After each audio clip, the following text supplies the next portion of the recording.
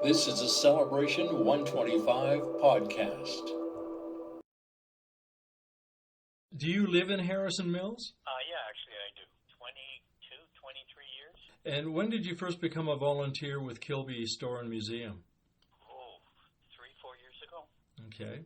You know, that's one of the most popular museum sites anywhere in British Columbia. When did the whole thing begin? I guess it was with Thomas and Eliza Kilby way back when. Yeah, they started the store in 1906 and very shortly thereafter put a hotel in the back of it because in those days, if you lived in Chilliwack and you wanted to go to Vancouver, you came over to Kilby by ferry and you got the CPR train into Vancouver. Oh, I see. Because the CPR has been there long before the store was. And at that time, there was no real roads in Chilliwack to go, at least as far as New West. So you came over, there were 3 passenger trains a day into Vancouver and 3 back every day. So you could catch a train at the store at 7 in the morning going to Vancouver. And the last one stopped about 11 at night. So you could spend a day in Vancouver easily. So hence it was called the Manchester Hotel. That ended in 1910 when BC Electric extended the old interurban tram line out to Chilliwack. You no longer had to come over to Kilby to catch the train. So the location there by the tracks, I guess there was never obviously any issue with CPR regarding the close proximity or anything? No, because the train station was just slightly towards the railroad bridge from the store. So I don't think the CP had any problem with that at all. So Thomas and Eliza Kilby, what is a little bit of their story? Okay, they came originally from England. I believe she was actually born in Ireland and then moved to Manchester where she met Thomas. Eventually they came back to Canada and ran a store here. They ran the store, actually they ran a second store for a while. It was very close by and then that burned down, so they built the store that in the present location in 1906. Is there much of the original store standing, or has it all been replaced over the years? Basically, the whole thing is original. The last year they redid the ramps around the store and a lot of the posts because eventually they would have rotted. They were rotting. I mean, it's 100-something years old. But basically, the building itself is original, including the floors and even the linoleum and congoleum in the kitchen and parlor area. Now, the height of it is impressive, how you walk up that ramp and go up to where the store entrance is. Yeah, that's because it would flood there every year, so until 1948, after that, dikes were built. But prior to that, the area flooded every year, so the ramp, even the basement in the building isn't really at ground level, some of the later additions. So what is the situation with the store eventually becoming a museum? What was the transition point there? That was in 1972. A man named John Green, who at that time was, I believe, the mayor of Harrison Hot Springs, published the local newspaper, and he's responsible for the beach being at Harrison, but he convinced the provincial government to purchase it as a heritage site. It continued to operate as a store for a few years after that, but he's the man responsible for that. He's also kind of a well-known character himself in that he's the fellow who wrote all the early books on Sasquatches in the area. So yes, John Green is well known for the Sasquatches. Yes. So actually, there is a Sasquatch display in the upper part of the store, upper floor. Mm-hmm. Can you take us a bit through the decades, like when the Kilby store was there, and then let's say you go into the 20s, the 30s, the 1940s. Are there any interesting markers during that time? Were there any fires or anything that stands out to you? Well, I believe in the 30s, the old rat-ported sawmill burned down. You can still see part of it just across the tracks from the store.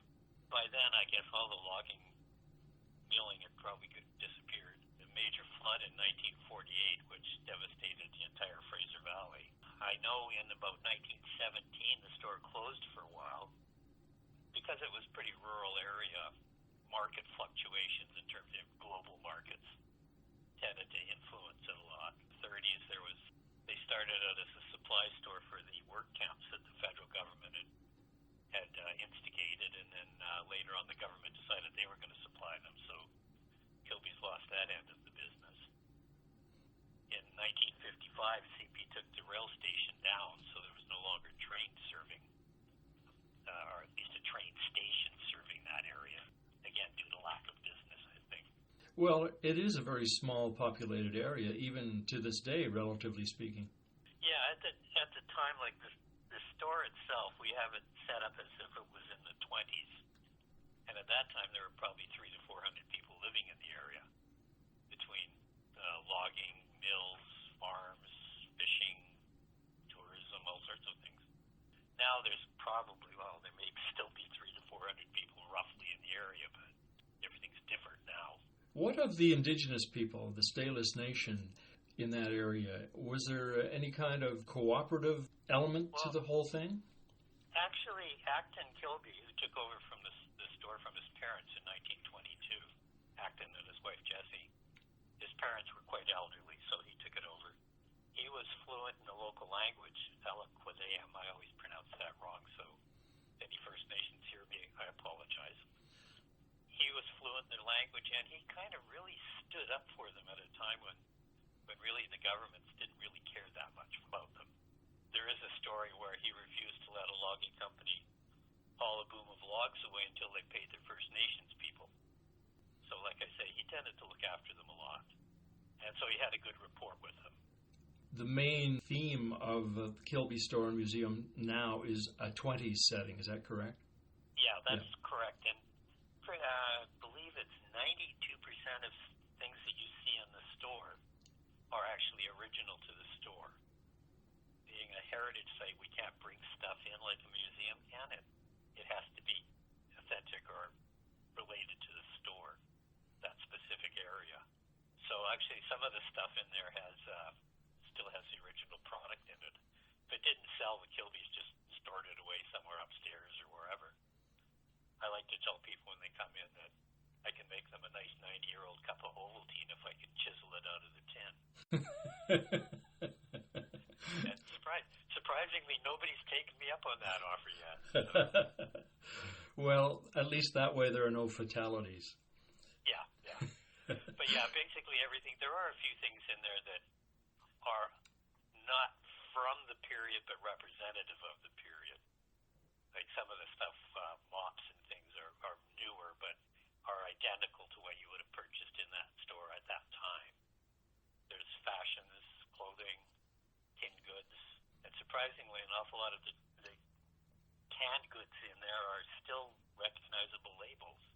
Yes, companies that have continued on over the decades, you know. Yeah, I mean, there's things like Magic Baking Powder and Calbran Baking Soda and all sorts of things that still look identical. Different packaging nowadays, but the same labels. That's interesting. Yeah, it's always fun going through the store.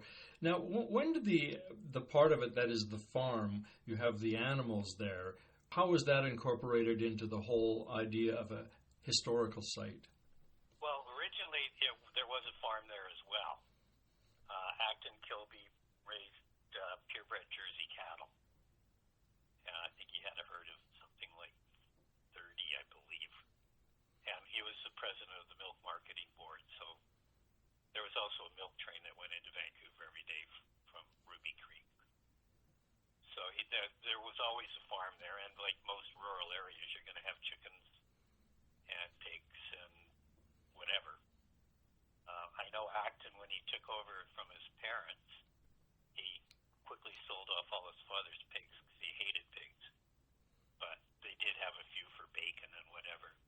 When did the addition of the cafe area take place? Well, actually, that was the original barn on the property. So I'm not familiar when they opened it as a coffee shop kitchen, but that was part of the original property and in the same location. Because we have pictures of that building in the 1948 floods with about a 36-foot gill netter floating in front of it. So probably 4 or 5 feet of water on the ground at that time. Any stories that stand out to you as unusual things that happened there or around there? Well, according to the Vancouver Paranormal Society, we have 7 ghosts living in there. Not that anybody died there, it's just ghosts apparently like to haunt where their somebody that I have to mention that's not so much associated with the store, but her parents had a lot to do with the early Kilbys, Thomas and Eliza, is Maud Menton. She came out as a little girl with her parents from Ontario, her and her little brother, and they went to school in Chilliwack, which meant they got paddled across the Fraser River in a dugout canoe. Now, when Maud graduated, she went to the University of Toronto in 1904 and got a Bachelor of Arts. 1907, she got a Bachelor of Medicine. In 1911, she became one of Canada's first women doctors. And she wanted to do research, but she wasn't allowed to in North America because she was a woman. She and her partner went to Europe and came up with a formula that's still taught today in microbiology in university to do with enzymes. Got a PhD in 1916, went on to become a tenured professor at the University of Pittsburgh, putting in 16-hour days. Pioneered the use of radiation in treating cancers.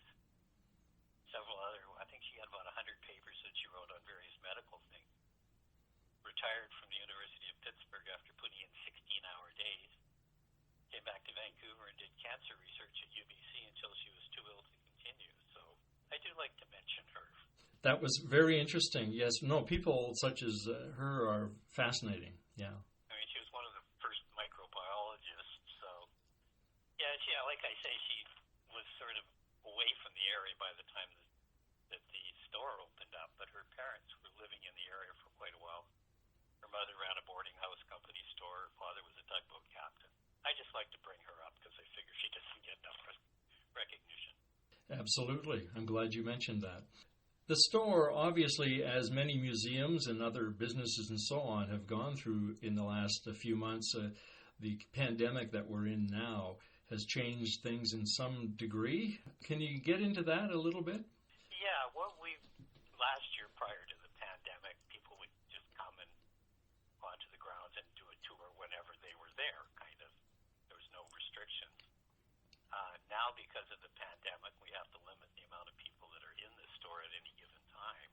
And so what they do now is they book a tour, half-hour tour, and at whatever allotted time they come, that with either me or somebody else in the store gives them the tour of the actual store building itself, coming in through the front entrance and up the ramp. And then, and we do have hand washing stations and disinfect touch surfaces. And then they leave the store and go back into the other part of the building where the pantry and their kitchen and parlor and things are, and then upstairs to the other displays that we have up there, basically of kind of daily life up there. And some of the other interesting things, there's the First Nations exhibit, a Sasquatch exhibit, and some just a lot of just as things were in the day. And there is a fashion display up there too of clothing donated from that era by some of the ladies in the area, the Pretties and a few other people. And then they exit out through the back, so it's kind of a one-way through. So, again, that's how we're having to deal with it. At another time, we'll be chatting with members of the Pretty family on that whole history of rowing us in on the river and so on. Pretties, of course, were involved in many areas, but especially logging. Did they have any kind of association with the Kilbys at all? Probably a business relationship. They may well have socialized together. I'm not sure of that, but prominent families in the area. I mean, the Kilbys would have been, sort of the center of that part of the community. And the Pretties were either at Fen Lodge or where the golf course is now. So they probably would have socialized with each other, given the time. There was no doctor in this area. The doctor was in Agassiz. And there is a record of him coming out to an emergency out in the Kilby area by hand pump rail car during the middle of a snowstorm. Apparently he liked to swear a lot too, but people wonder why he would come by rail car. What if there's, hand pump things? The road was terrible in those days, and in a snowstorm it would have been almost impassable. You always know where the railroad tracks are going to go, and being in Agassiz, which has a train station, you have a pretty fair idea of train schedules as well. Apparently there is pictures in the Agassiz Museum of him coming out on that. Yeah, well, if the roads are bad, you have to travel whatever way you can. Yeah. And when I was mentioning earlier about the 3 passenger trains, 2 of them were CPR, and one of them was the old Kettle Valley Railroad line came through. Kettle Valley ran its own lines to Hope and then came in on the CPR line to Vancouver. So that was one of the passenger trains that went through on a daily basis. Okay, thank you, Ernie. Thank you very much. Okay, thanks, John. We'll revisit this again. Take care.